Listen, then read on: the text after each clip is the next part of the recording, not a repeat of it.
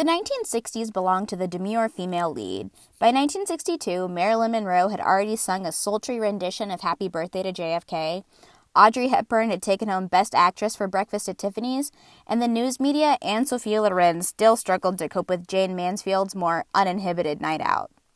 It was the decade begun with bright-eyed blondes begging to be brides. If you don't give your man 007, I will. And strong Hollywood leading men staying just long enough to blow cigar smoke into their faces. Bond. James Bond. However, uniquely right at the center of this phenomena was Russ Meyer's 1964 film, Faster Pussycat, Kill Kill. Gentlemen, welcome to violence. The word and the act, encased and contained within the supple skin of woman. A go-go-fueled slice-of-life masterpiece of three car-racing murderous women running from the law and every stereotype in their way. While living fast, and if you want to end up giving your all, let me call. Pussycat is living reckless, Pussycat is right high. If you think that you can tame her, well, just you try. The film was positioned almost perfectly at the center of a decade in film where women were to be seen and only heard crying on screen. Don't you dare! Don't you dare, Mom! Don't you dare! Don't you dare! Meyer was an American director more well known for the controversial and now critically acclaimed film Valley of the Dolls, released only a few years later with actresses more palatable to the time, such as Patty Duke and Sharon Tate. So then what made Faster Pussycat Kill Kill such a significant blip in Meyer's film radar?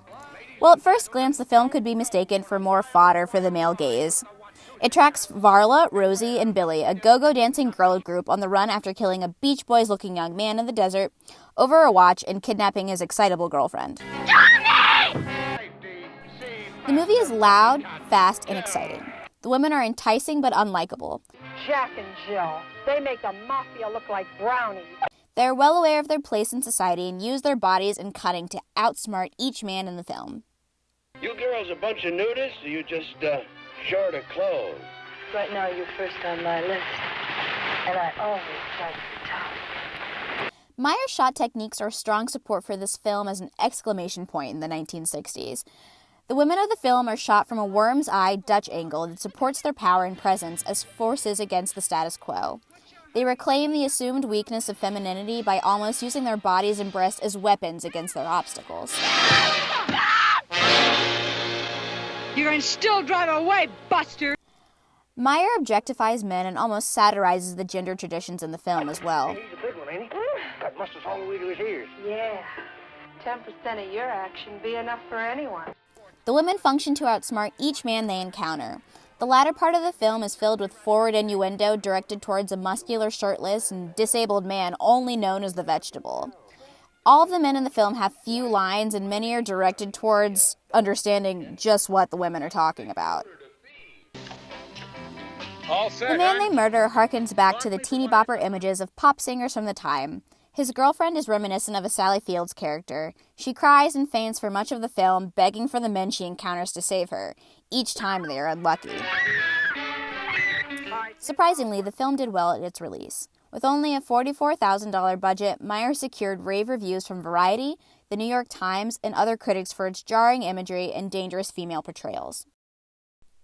Queer feminist critic B. Ruby Rich abhorred the film at its release, but some 30 years later remarked about the change of landscape in feminism and the film's greater adherence to third-wave feminism rather than the politics of her time. The impact of Faster Pussycat Kill Kill is so deeply embedded in today's culture of feminist portrayals that it's almost easy to miss. In fact, The Simpsons have mentioned the show once a decade in its almost 30-year run. Shows like Riverdale and RuPaul's Drag Race even pay homage to the film. Stylistic references and shot techniques can also be found in Janet Jackson's You Want This music video and the Spice Girls' Say You'll Be There, potentially to add that signature badass girls world appeal. In all, it is only right to show thanks to Faster Pussycat Kill Kill and its relationship to media culture as a great indicator of the ever-changing lens of feminist empowerment. Life itself. Slashing, tackling, gouging, hacking, flipping, belting, smashing, and blasting. Muscle to muscle, bone to bone. For an incredible evening's entertainment, a film so totally satisfying, see Russ Meyer's Faster Pussycat Kill Kill.